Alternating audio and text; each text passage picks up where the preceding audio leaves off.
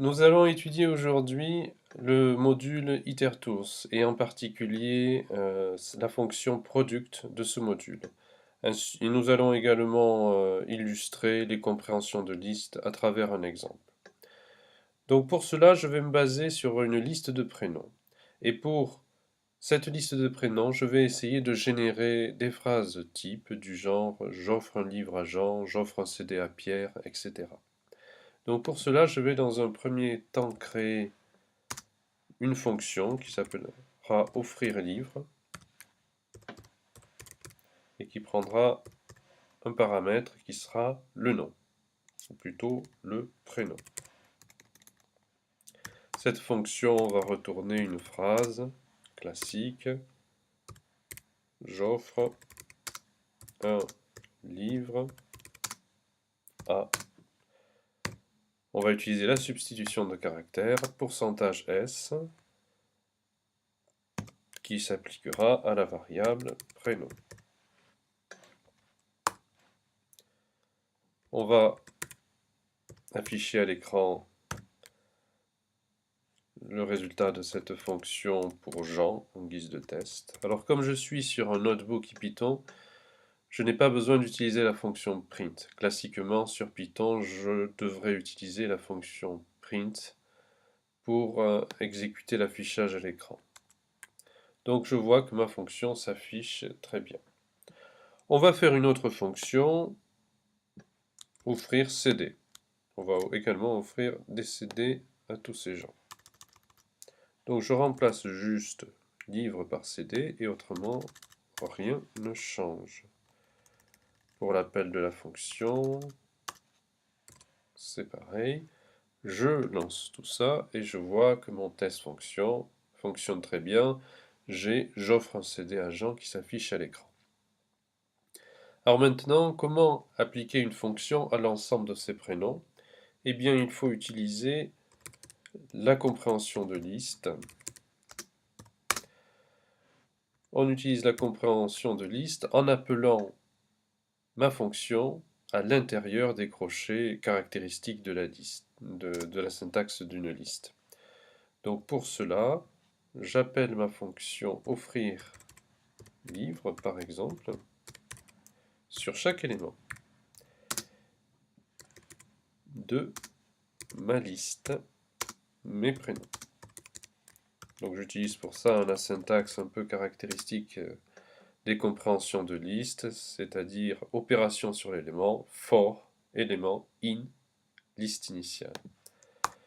Donc je vais afficher à l'écran ma liste, mes livres. Alors là j'ai une petite erreur de syntaxe parce que probablement mes prénoms ne sont pas enregistrés en mémoire. Donc je vais lancer la cellule qui comprend ma liste initiale et là je vais relancer ma cellule et je vois afficher à l'écran toutes les combinaisons, toutes les fonctions appliquées à chacun des prénoms. J'offre un livre à Jean, j'offre un livre à Pierre, j'offre un livre à Marc, etc. On va faire la même chose pour offrir des CD à l'intérieur d'une autre cellule. Donc ma liste de résultats, ce sera mes CD, et ma fonction c'est offrir CD. Ma liste de base, mes prénoms, reste la même, puisque j'applique les deux fonctions à la même liste. Et j'obtiens toutes les combinaisons possibles. À chaque fois, la fonction offrir CD est appliquée à chacun des éléments de la liste mes prénoms. Donc maintenant, j'ai effectué cette opération en 2 temps, mais je voudrais l'effectuer en une seule fois. Cela sera d'autant plus important si on fait cette opération sur des listes importantes, sur des opérations de publi-postage importantes, parce que c'est le même principe qui peut être appliqué à des opérations de publi-postage, pour écrire très rapidement des lettres types à beaucoup de personnes. Donc comment je vais faire? C'est là que je vais utiliser la fonction iterTools, ou le module iterTools, plutôt la fonction product de ce module. Alors je vais l'importer, from iterTools, import product.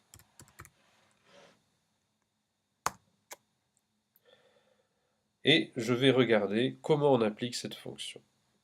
Alors cette fonction, elle prend en argument deux listes. Donc la première liste, ce sera mes fonctions. Donc offrir livre et offrir CD. Et le deuxième argument, ce sera mes prénoms. Et elle me retournera l'ensemble des combinaisons fonction prénom. Donc comme il s'agit d'un itérateur, je dois afficher les résultats à l'intérieur d'une boucle for. Et je lance à l'intérieur de cette fonction l'impression de mes éléments. Et je lance et on va voir ce qui se passe. Donc j'ai lancé ma boucle et j'obtiens un ensemble de tuples dont chacun est caractérisé par une fonction et un prénom. C'est en fait l'ensemble des combinaisons fonction-prénom que je dois appliquer pour générer toutes mes phrases. Donc maintenant, j'obtiens ma liste de tuples, je vais essayer tout simplement d'appliquer la fonction à chaque prénom, à l'intérieur de cette boucle for. Pour cela, je vais passer en paramètre de la boucle for les paramètres détaillés du tuple, puisque je sais que c'est des tuples qui sortent de ma boucle. Alors, élément 1 traduira la fonction, élément 2 représentera un prénom. Donc l'élément 1 s'exécutera sur le paramètre élément 2. Je lance ma boucle et je vois que j'ai toutes les phrases qui s'affichent à l'écran. Donc voilà le résultat recherché. Alors, évidemment, c'est mieux de le mettre sous une forme de compréhension de liste. C'est plus élégant et peut-être plus facile à mémoriser et à exécuter également. C'est ce que l'on va faire. Donc la liste finale, je vais l'appeler mes résultats. Donc là,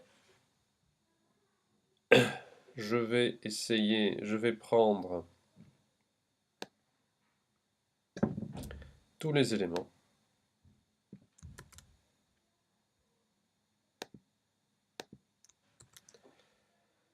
Voilà, et je vais les appeler à l'intérieur de ma liste. Donc là, il va falloir appeler la fonction. La fonction est représentée par élément 1 qui appelle élément 2. Et je lance ceci. Voyons mon résultat, donc ma liste de résultats, et j'obtiens bien l'ensemble de ces données. Voilà, pour aujourd'hui, on a vu la fonction product